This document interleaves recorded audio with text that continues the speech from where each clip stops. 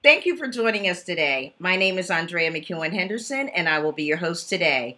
I am one of the national account managers with College Recruiter.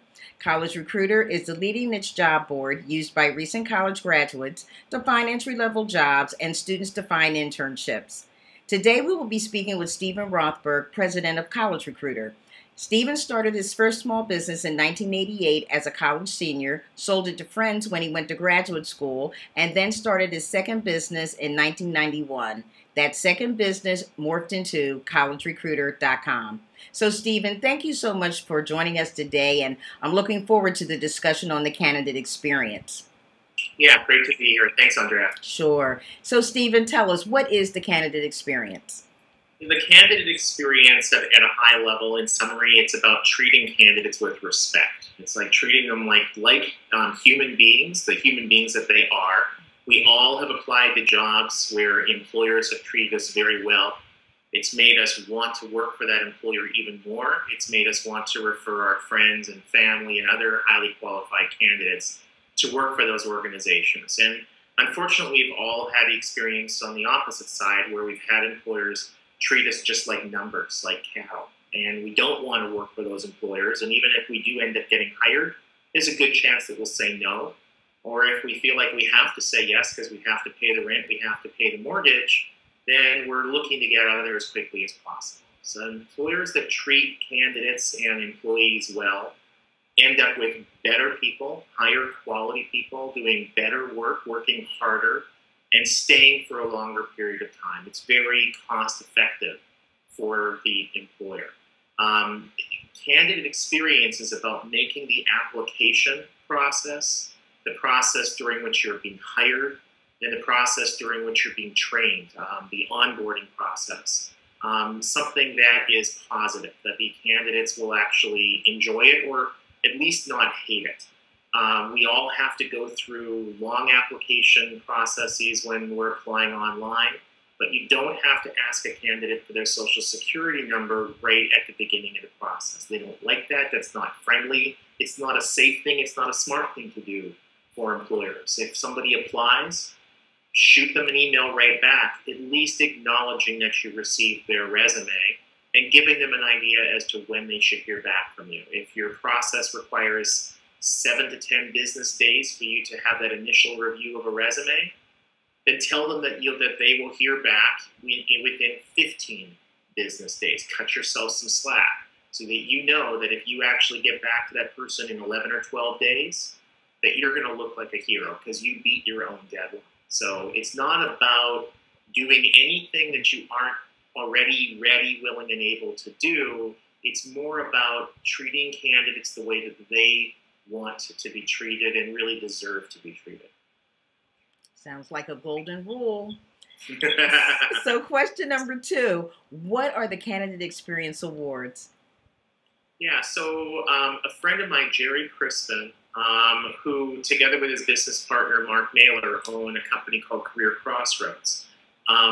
Jerry started the initiative of sort of putting a carrot in front of employers rather than using a stick to get them to encourage them to treat candidates with more respect. So Jerry felt that rather than outing employers or shaming them or criticizing them either privately or even in public and saying, hey, you're doing this wrong, you're doing this wrong, you're doing this wrong, that a much better approach would be to use examples of employers who are doing things right. Not everything right. I don't think there's ever been an award winner who would even argue that they're doing everything right as far as treating candidates with respect. But there have been hundreds of award winners who can absolutely say that they do a lot of things very well. So the Candidate Experience Awards, there's no limit on the number of awards per year. Some employers are just sort of recognized. Some of them receive like a higher level of award for being amongst the best. But every employer that puts their name out there has their employment or their hiring process reviewed at no charge, and they get individualized feedback. If it looks like they're not doing a good job, that employer can privately withdraw their name So really nobody knows that they put themselves up for the award and we're not given an award. It's all about carrot and nothing about stick. Some of the biggest employers in the country have won awards, and some of the smallest employers in the country have won awards. It's not about whether you hire 10 people or 100 or 1,000 or 10,000. It's about how you treat those people. Excellent, excellent. So why should employers really care about the candidate experience? I think you've talked about that a little bit, but can you talk more about that for me? Yeah, for some employers, we use the expression "the golden rule." It's a morality thing. It's the right thing to do to treat your candidates with the respect that they've earned, that they deserve. That's admirable and that's great. That hasn't been enough, unfortunately, for some employers. Some employers are very bottom line focused. Well, great, it's the right thing to do, but if it's going to cost us money, then I guess we're going to do the wrong thing, which is unfortunate, but that's the way that some business decisions are made in some organizations. So another way of looking at it, that the Candidate Experience Awards have really helped to bring this to light, is that it's cost effective for the employers. If you have a strong employer brand, if candidates know of you and want to work for you, it's cheaper for you to get people to apply to your jobs. It's cheaper for you to get quality candidates to apply to your jobs. You will hire a higher percentage of those people. You don't have to extend as many offers. And those people that you do hire, those quality candidates that you do hire, will stay with you for a longer period of time. So investing, and it's mostly about the thought. It's not too much about the money, but investing more on the front end, treating people well on the front end, pays off in spades on the back end. It increases the profitability of the employers to treat candidates properly. So now, what are some of the worst and best things that employers do which impact the candidate experience? Sure. Almost every employer with hundreds of employees, and for sure those with thousands or tens of thousands or hundreds of thousands, they almost all have something called an applicant tracking system. It's basically a computerized database. When people apply to a job, their resume, their contact information, etc., all go into a database that recruiters and other people at that company can then search and sort through and share information. So the recruiter who initially reviews your file, she can write notes in there saying that, hey, Andrea looks great. We need to ask her these 3 questions, and that recruiter will pass you on to perhaps somebody else, the hiring manager, maybe another recruiter, etc. Those applicant tracking systems, all of them, will kick out an email when a candidate applies that says whatever the employer wants it to say. And so those canned responses that you should receive back when you apply to a job, they should come instantly. They should always come. There's no excuse for not sending out a free email to somebody to acknowledge the receipt of their resume. And they should be informative. It doesn't cost the employer anything more to send an informative email than just a, thanks, we've got your resume, we'll call you if we're interested. Why not tell the candidate that it will take 3 to 5 business days for an initial review of your resume, and then we will contact you, after that to let you know what the next step is going to be. What would be the harm in that?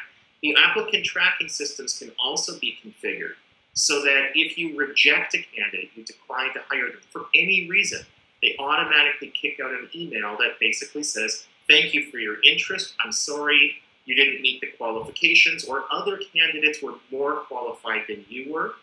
And so, we're not going to offer you a position at this time. But telling candidates whether or not they got the job is very friendly. And unfortunately, a lot of employers don't do that. So that's one of the worst things, is employers that just simply fail to communicate at a very, very basic level.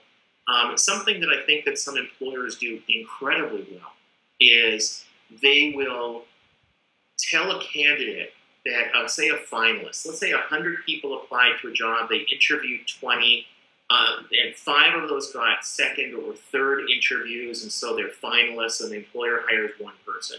What that means is that of the 5 finalists, 4 probably highly qualified candidates did not get hired. A lot of job seekers don't understand. They say, like, this job was perfect for me. I met all of their qualifications, and I still got rejected, and they're really puzzled why. And they're left feeling that there must be something wrong with them. Most of the time, there's not. Most of the time, it's not that there's something wrong with you. It's that somebody else is that much better. They have something extra. They are diverse. They are a military veteran. They're disabled. Something that the employer didn't really expect to be able to get for that position, but they did, and so that makes that other candidate that much better. So why not?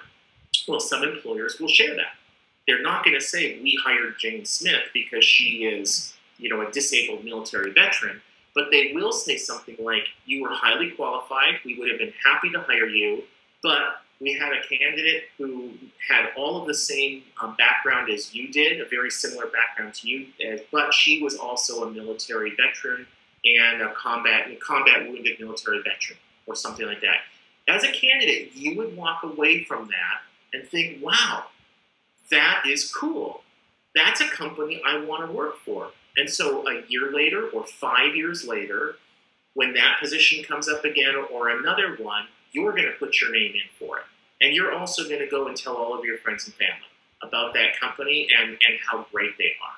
So that's going to make it much less expensive for that company to hire other people because they'll have high-quality candidates knocking on their doors.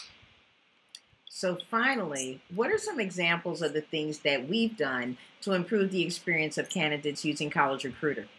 Yeah, well, we haven't done as much as we want to do. It's a work in progress. But one thing that we did last fall is that we spent a lot of time, effort, and money in really improving the responsiveness of our site, making it a lot faster, making the search a lot better. Rather than taking seconds for a job search result to come up, it now takes milliseconds, just a fraction of a second.